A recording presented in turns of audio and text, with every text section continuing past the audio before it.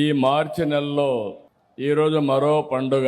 మొన్నే మనం అందరం ఉగాది జరుపుకున్నాం. ఉగాది పచ్చడి రుచి చూశాం. నిన్నే రంజాన్ జరుపుకున్నాం.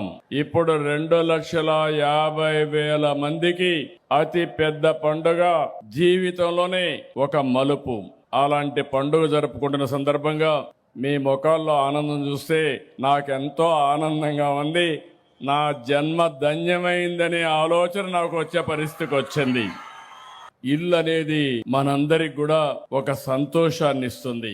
అలాంటిది ఈరోజు 2,50,000 మంది గృహప్రవేశాలు చేస్తున్నారంటే ఇది ఒక చరిత్ర. కూటమి ప్రభుత్వం వచ్చిన తర్వాత 21 నెలల్లో రెండోసారి ఈ గృహప్రవేశాలు చేస్తున్నాం.